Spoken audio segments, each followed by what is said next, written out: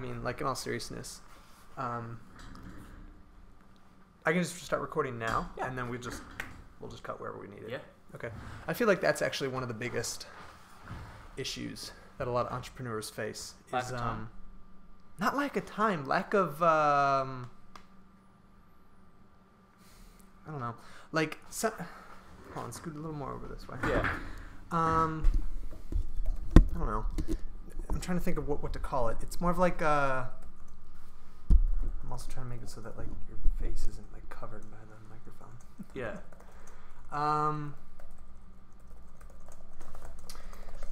The idea that it needs to be perfect. I think that's what I'm thinking of. Okay. The idea that it needs to be perfect. Gotcha. So like, for example, if you have the idea to make a podcast, Yeah. and you spend 6 hours setting up the environment. I've spent a total of 2.5 hours so far. Yeah, well, that's exactly, Yeah, and it's already on what your second episode. Yeah. Exactly the point. Yeah. Exactly the point. Because if you have a thing that I'm working on, there's like 15 hours of video. Yeah. I spent probably 2 hours getting this Are we set recording up. this? This is like good info. Yeah, I am. Oh, okay, actually, cool. Yeah. So I've actually set up like 2 hours before recording the first 2-hour video. Like it took me mentally preparation, Right. of physical time, 2 hours before the 2-hour recording. So it was actually a 4-hour recording, but only 2 hours of it was recorded. In actuality, 3 hours was recorded. I had to cut out like 50 minutes. Oh, okay. Yeah. So because in the middle of it, I got so distracted in my own thoughts, I couldn't even. It's just I was too worried about it being perfect. Right. Instead of just doing the damn thing. Yeah. And that's such an issue that first time entrepreneurs have. So Right. So how do you overcome I think that? right now this is a perfect example where it's like, yeah, we just got to do this now. Fuck it. Right. Yeah. I gotta watch a movie, guys. No, exactly. No, exactly. It's like I got other things to do. I'm trying to live my life. Time's moving. Right. Right. Like her and I are going to a movie later today as well. Which one? Annihilation. Okay, we're watching Black Panther. Oh, that was good. I like it. Yeah, it'll be my first time seeing it. Nice. Yeah. Nice. All right, so hey guys, I'm John Simmerlink. This is Alex Ogorek with me on the 3rd episode of YOLOprenuer. Quit your job, start a business, learn from other entrepreneurs who can give us advice. Alex, how about you tell us a little bit about yourself? Yeah, so I have a background in what I'll call digital entrepreneurship. I haven't really made very many physical products. Most of the stuff that I've done is either been like iOS apps, video games, websites, blogs, information products, mostly digital stuff. There's even, technically I have made a physical product business, but it was more of like a digital system that I built, and a fulfillment company made the physical product. So I didn't even really do anything physical. So I've always had an interest in creating things, building things from the ground up. I've always had an interest in math and logic and putting pieces together, and just solving problems. And so eventually being an entrepreneur kind of came out of an organic thing, as opposed to like I saw it on a list of career choices. Like I actually organically became an entrepreneur. Okay, so tell us about how you first got started. I know you were down. You were trying to get to a specific college in Ohio, and then you switched colleges. In California. You were trying to get to USC, Yeah, then you went to one in Ohio, then went to USC, then dropped out of USC, then went to OSU, and then dropped out of OSU. Yeah. So tell us about all that. So for context, when I was in high school, I really had this idea of I want to make video games. Yeah. Like I want to be the person who goes out and is a part of Blizzard or EA or these great companies, quote unquote, right? That make these games, and I want to be the person who makes them better than they already are. Right. But the problem is that those schools are located in Southern California, not in Ohio. Right. Which is where I'm from. I'm from Cleveland area. And I said, okay, I got to get to one of those schools. So I applied to USC, UCLA, Irvine, all these schools. Got rejected from all of them. I was like, all right, fine. So I'll take a gap year. I'll learn stuff on my own. I'll apply again. Got rejected again. Okay, cool. I'll just go to Akron. Okay. It's not my top choice, but what was the best of the ones that are nearby. And so I went to the University of Akron for 2 years. Applied as a transfer student to USC as part of their US computer science games major, and I did get accepted, and I went there for 2 semesters. Loved the people, loved the classes, loved the campus, loved the weather, but I did not love the fact that it was almost $50,000 a year, $60,000 a year, something Right. like that. I'm like, you know what? No, this isn't worth it. It's great. I got a lot of exposure, but it wasn't worth it to stay there longer than I stayed. And so coming back to Ohio and transferring to Ohio State, I was there for maybe a semester and a half, and I was like, I can't do this school thing. I gotta start producing income with the skills that I already have. You started a pretty big club in that semester and a half, right? Yeah, that is true. Yeah. That is true. While I was there, I started a club at Ohio State called D3, which stands for Design, Develop, Deploy. And basically the club focused around bringing individuals in that maybe they want to make an iOS app, maybe they want to make a website, maybe they want to make a hardware product, and pairing them with people who also want to do the similar thing, but maybe they're a programmer mixed with an artist, mixed with a business person, and those 3 people get put into a group, or 4 people get put into a group and are told you need to make a product by the end of the semester, right? Because there was something called Business Builders Club Right. at the time, which is just focused on bringing in guest speakers. Right. There's all the classes you can take, which is just a bunch of lectures and homework, but no tangible building of things, right? And then there was maybe some other like outside things you can do related to the university, or like, you know, every year maybe there's like some trip you can do to Stanford or something, maybe, but only if you really knew about it. And Right. so I wanted there to be an accessible organization to everyone on campus. Okay. Yeah, so I go to D3 more than I go to Business Builders Clubs. So that's a testament. No, exactly, because it's a club that fulfills a need, and Right. that's kind of the point. Right. Is that it actually does something useful with people's time, as opposed to like, okay, cool, like, sweet, like, it's like practice over theory. You know, that's why teachers have you do homework, Right. right? Instead of just lecturing to you for 6 hours, they lecture to you for 2 hours and then say, Absolutely. do homework for the next 4. You're right. Yeah. Yeah. So, okay. Yeah. So, sometime you were in college or high school, you started building apps. Can you tell us about that? Did anything make money? Like, how did you get started? And how do you said you made like 20 of them, right? And that's a pretty good number. Yeah. So I get my charger real quick. I don't want that. All right. laptop to die. I'm going to scoot him closer to the camera. Realize though, it's dying faster than I thought.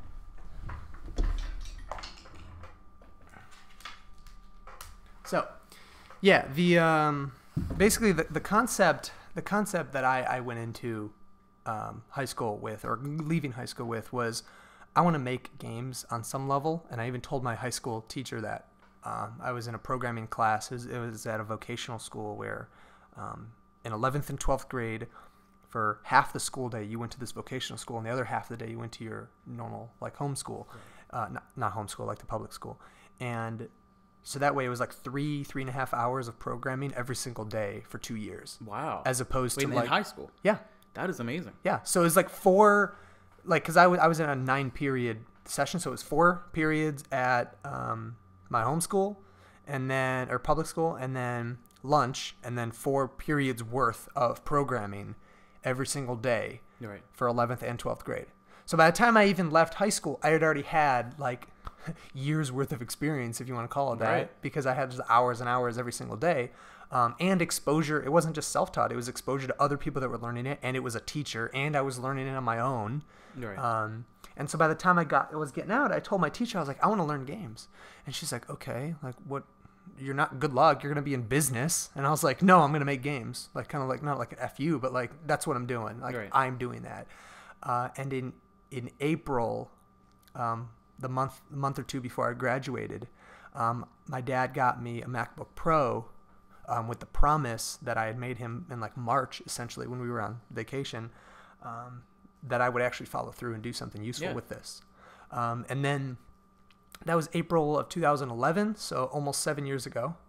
In that time, I've put out close to 20 apps on the App Store. I've had a couple jobs in iOS. Pretty much every single career thing that I've accomplished is because of that iOS development skill. Right. And it's honestly just because of his support. Honestly, like, because if he didn't get me that MacBook Pro, Right. there's no way I would have bought one myself. They were over $1,000, I think $1,300. Yeah. And that was like the low end. And so thinking about, where I would be without that is crazy. So kind of like right place, right time. But also good timing because I don't know if you remember, I took that gap year between high school and college. So I actually had a full year and a couple months, if you want to count from May to August of next year, where I was just devoting time to learning it on my own, where I didn't have any other distractions. I didn't have a job at the time. I was literally just playing games and making games every day. Yeah. Yeah, I was like living the dream, so to speak, but without any income. So So speaking of that, how did you start making your first income programming? First income programming? Yeah. So that was actually just having a job, to be honest, which is, good and bad, right? Because, working for someone else gets you that experience that you probably would not have otherwise gotten. Right. But at the same time, working for someone else gets you the experience that, you probably don't want because you get exposed to things that maybe you don't really care about. So yeah, it was interesting because it also took away from time, but it did provide income. So right. So did you do internships during college, or do you just? I mean, at one point you dropped out and just started working for a company without a degree. Right. Like, how does one do that? Everyone says you always need a degree.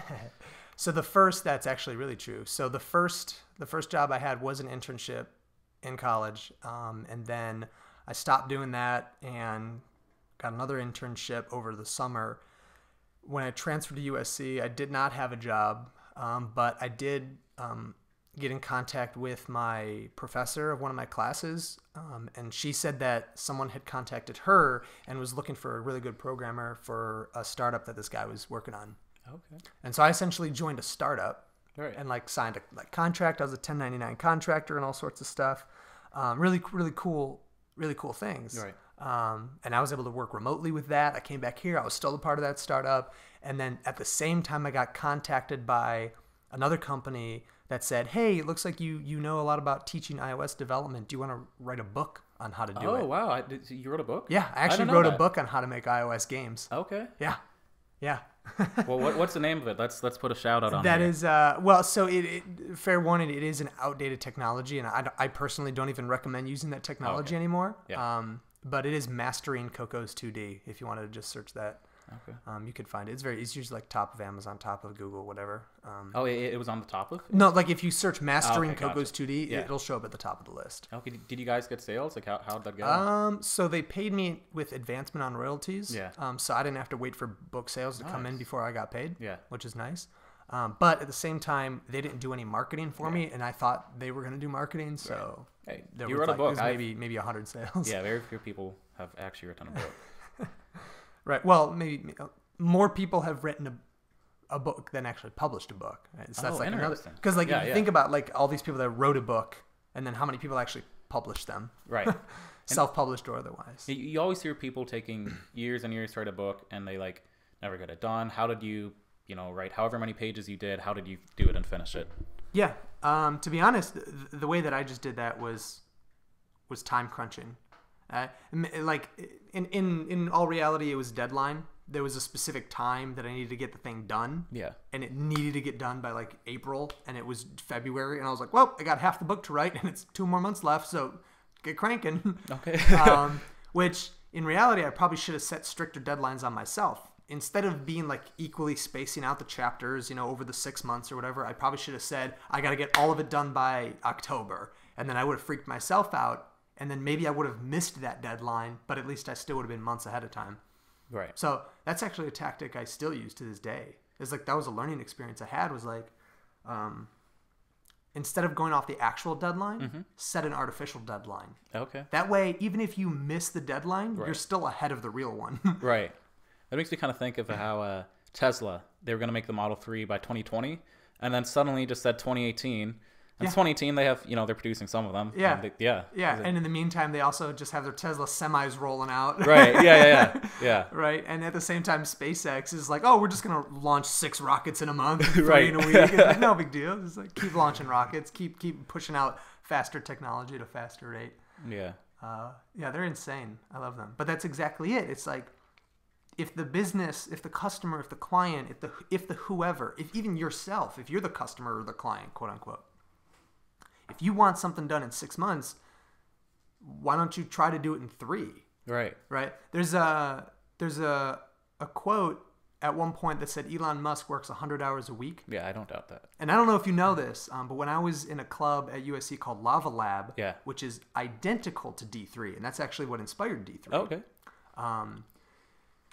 As a part of that, they brought in guest speakers every once in a while, and one of the guys they brought in was Elon Musk. That is crazy. Wow. So we were in a little fireside chat with Elon. Yeah. And he was like sitting like 2 inches, like not 2 inches, but like he was like sitting 2 feet away. Did you touch him?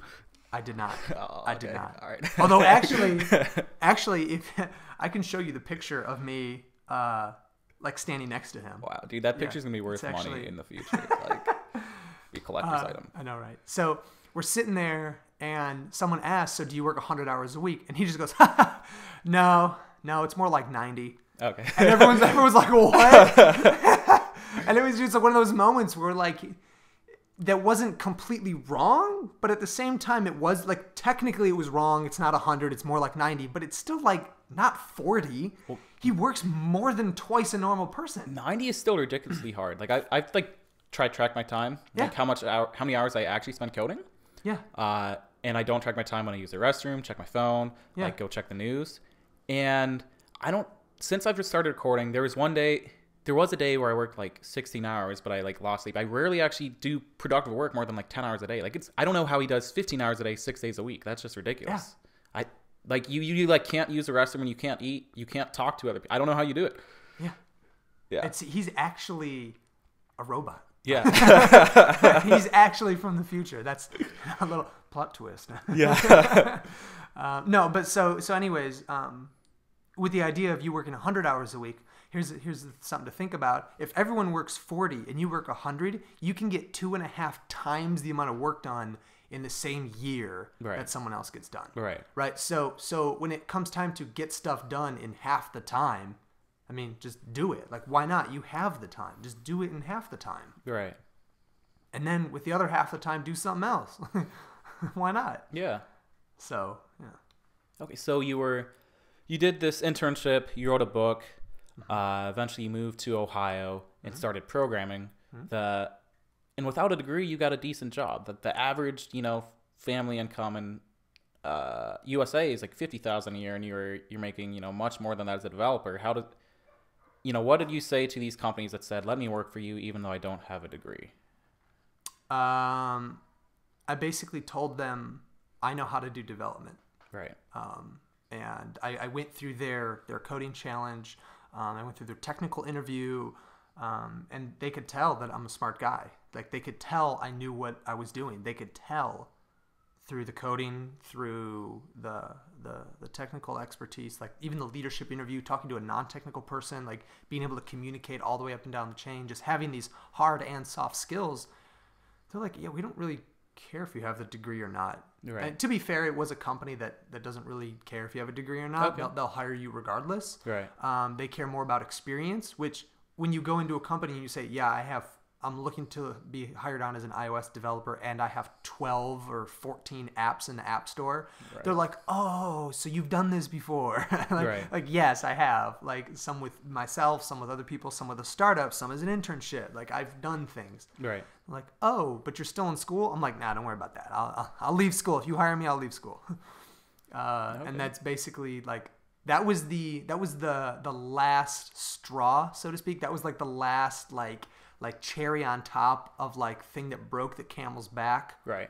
Why I dropped out of college, because I was teetering on the edge, and as soon as I had that guaranteed income source, I was out.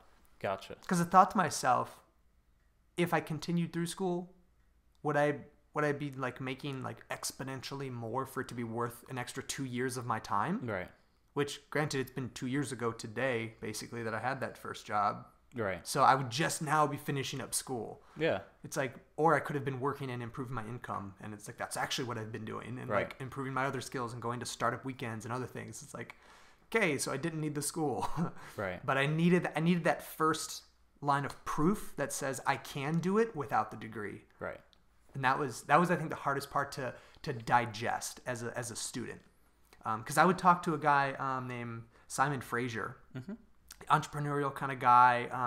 He was in this thing with student painters, and he was actually really good friends with Peter Shands, and that's how Peter Shands got into entrepreneurship Yeah. is because of Simon. Okay. And so I started talking to Simon, who apparently wrote a book about dropping out of school and doing your own thing. So wait, this He is had, it's called Student Paint. Is that what it is? Student Painters is the group. I think they came to my house once in Cincinnati. They probably did. Well, because Yeah. they're essentially like a network marketing, multi-level marketing kind of business. Okay. Where as a painter, you become a manager and you try to hire out painters, and then Yeah. you become a manager of a managers, and then you have those, and then every house painted job, you get referral fees all the way up the chain.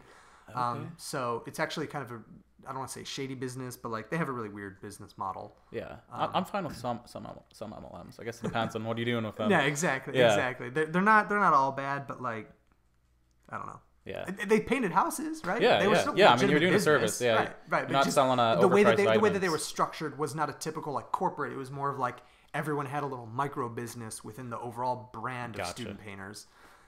But anyways, talking to this guy named Simon, I'm like, oh, so you've sold a book. You sold over like 10,000 copies of Wow. his book or something like that. Yeah, Like, how old is this guy? And he's just a little older than us, right? He is, no, I think he's actually a year younger than me. Oh, so how old are you?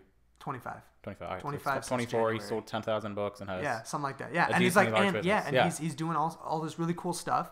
And I'm like, how do you do it? Like, how do you do the whole drop out of school thing? Afford your monthly expenses? Right. Because to me, if you have $0 in monthly expenses, why are you in school? Right. Or better yet, why are you not in school? Like, who cares? Do whatever you want. Like, it literally doesn't cost you anything to live. Right. Someone else is paying for your stuff. You can do whatever you want. If you have $100,000 a month in expenses, you better damn well understand income, or else you're going to be like SOL real quick. Right. Right. And so for me, I pretty much knew what my number was. And I said, anything above this number, I'm golden. Right. However, all of my own projects have not been able to produce that. And I want my own project to produce that. I don't want to get a job if I don't have to. So I talked to Simon. Gotcha. And he goes, yeah, to be honest, I've just been living off the savings off my book. So Wow. he sold a bunch, Yeah. hasn't really made any money since, and like kind of started other things on the side that didn't really take off either. Yeah. I'm like, oh, okay, so it's hard. Okay, good to know. It's actually really good feedback. Yeah. Because to be honest, if I had some sort of success like he had, I probably would have done the same thing. I'd probably say, hey, I got it, I'm dropping out. Right. But in reality, I ended up getting a full-time job as an iOS developer. Right. And that kind of secured the decision for me of like, okay, what are the chances I'm going to get fired? Right. Very low, because I don't like act up. I'm not an idiot. I still show up every day. Right. What are the chances that I'm just going to randomly quit? Also low, because I would only quit for very specific reasons. So it's like, all right, this seems relatively secure. Let's go with it. And so that kind of secured the income source, which that was the point of school to begin with. So for me, I went to school for two reasons: networking, Right. 90% of it, meeting Okay. people, Yeah. and 10% knowledge. So like learning things. Yeah. Right. So at the end of 4 years, if you have enough knowledge that you can get a good job and the degree and stuff like that, great. Right. But if you can already get that without the degree, and you've already networked at multiple schools, and you've Right. started a club and all sorts of stuff, how much more can you really gain by putting more money into a system that's not really going to provide back? Right. That's just kind of treating you like another cog in their system. And so I literally just made that decision after I had gotten the job offer. I was like, well, I don't need this anymore. Right. It's not worth it. Okay. So, yeah. All right. So let's talk money. I'm a fan of talking about money, talking about income. I feel I'm not an expert, but I feel like if Americans were to talk more about income, we would be better at it. And instead, we all hide how much we make. We all don't like talk about it, and then we all do bad at it. Yeah. So you said there was a cutoff point that you had to make to drop out of school. What was that? How much was that first job paying you? So the monthly expenses at the time, I think were around $1,500 a month. Is that right?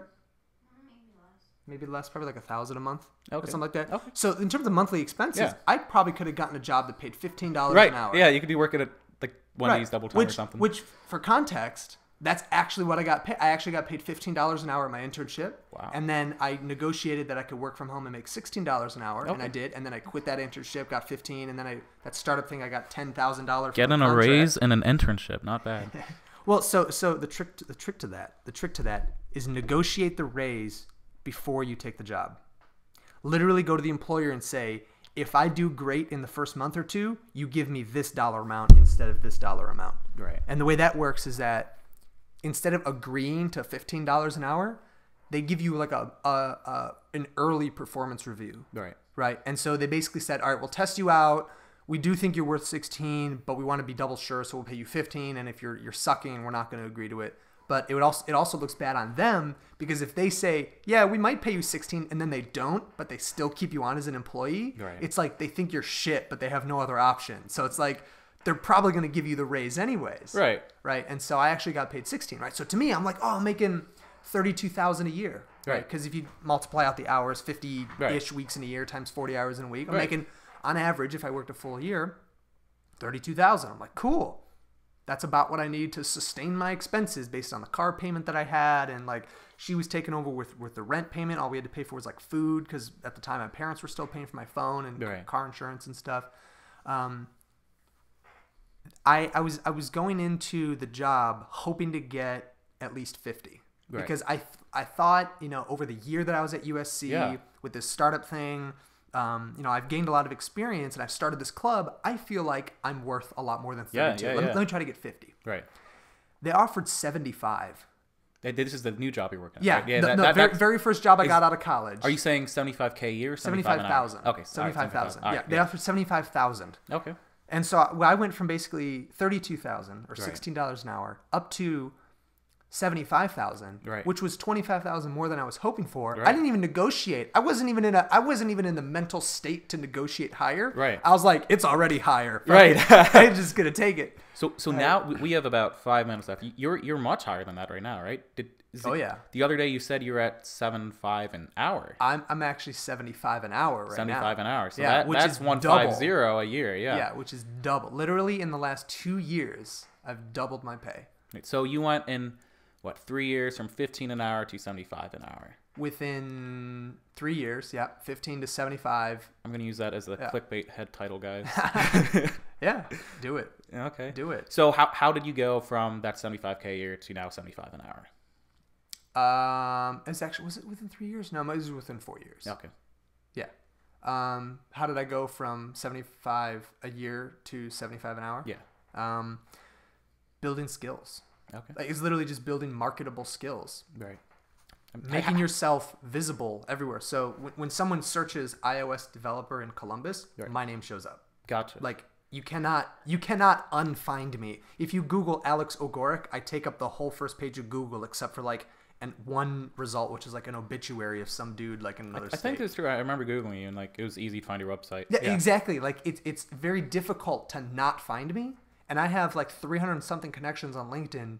Almost all of those are actual connections. Right. They're not just like randomly hitting the connect button. It's actual people that like I know. Yeah. And so being deeply connected and like going to these startup weekends and building on my own iOS skills and my web development skills and my outward portfolio, where I built a Chipotle shirt thing, I built on this other skill, I built on this other product, I went through this accelerator.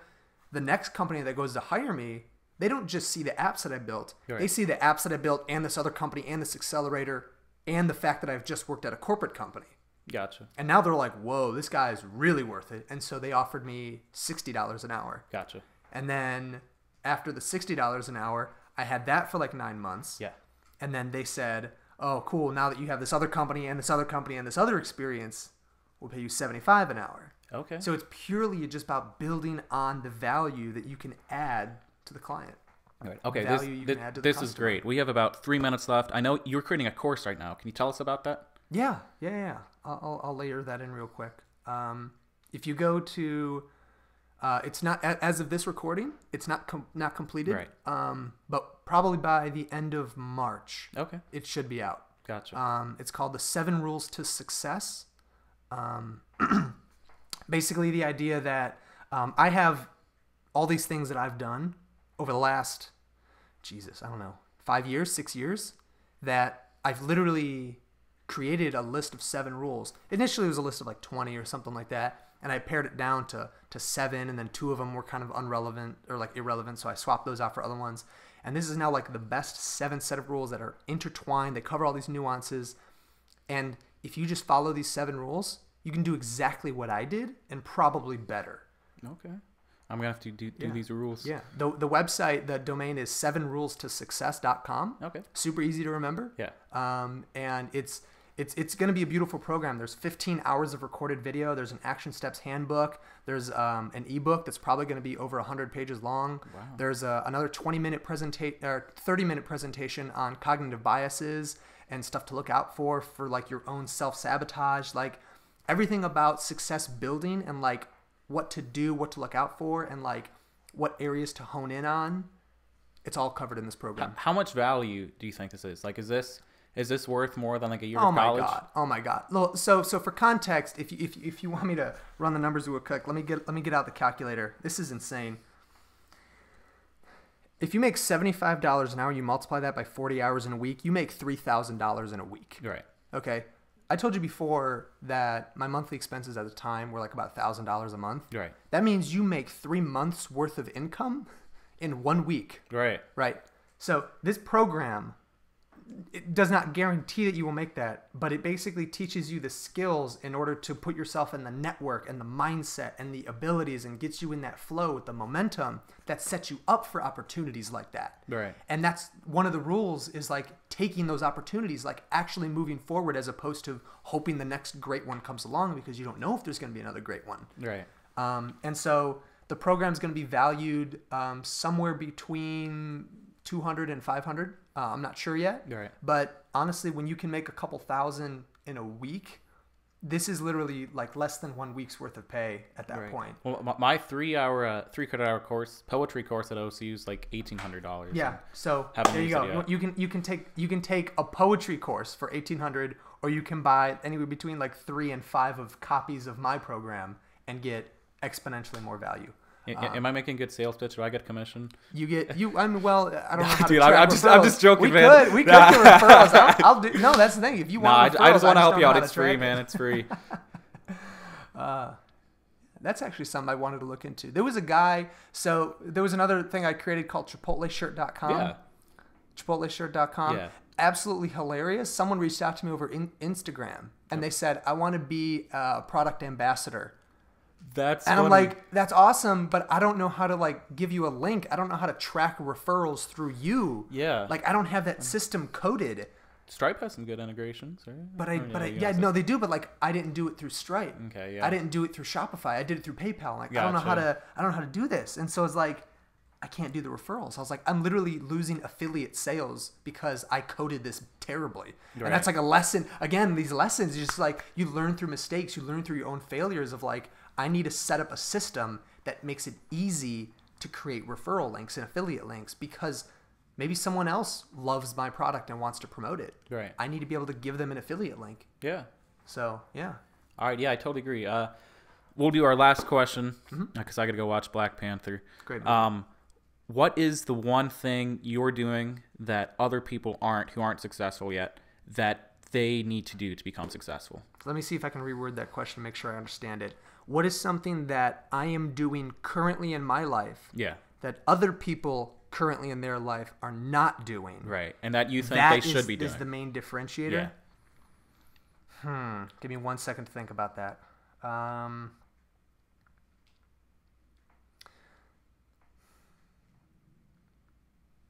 Finishing projects. Very eloquently worded, I think. Because there's nothing more heartbreaking than watching someone come up with an idea, draw out the schematics, draw out the blueprints, figure out how much it's going to cost them, figure out how they're going to produce it, even go to Upwork.com and hire a freelancer, right? Do all the steps needed, and then they just either don't finish it, or they finish it and never put it into production, or they set up the blog, but they never create any blog posts, or they set up the YouTube channel or the podcast, but they never create any content. Like, just finish it. Just do it. Just actually, like, produce, which is another rule. Okay. It's just, like, the 7 rules to success, Yeah. like, if you actually look at them, which I'll get them to you after this. Yes. You'll see that they're very, very well interconnected. Okay. It's surprisingly simple, but they're surprisingly effective. And yeah, finishing products, actually finishing them, is the number one thing that I think every college student fails with. Right. That thinks college is the answer because they're waiting for their 4-year degree to get them a job. When in reality, if you just did something on your own, you have the skills, you have the time, you have YouTube, you have Google, you have Stack Overflow, you have Udemy, Coursera, you have Fiverr, you have Flat Icon, you have Upwork, you have Wix, Shopify, WordPress, like Yeah. Instapage, Lead Pages. Like, how much more do you need? It's all free. Right. Yeah. It's all Everything's on the cheap. internet. Yeah. Yeah. You're spending thousands of dollars on college. Go do something else with that money. Right. All right. Thanks for your time, Alex. Are there any other last things you'd like to share? Yeah, if you go to alexogorek.com/blog, you can keep up with my latest and greatest updates on what I think the greatest advice on life is. alexogorek.com. That's alexogorek.com/blog. All right. I'll check it out, man. Yeah. Thank you very much for having me. I really appreciate it. Yeah. Thanks for listening to YOLOprenuer All. We'll be interviewing more successful people who may have not even finished college. Yes.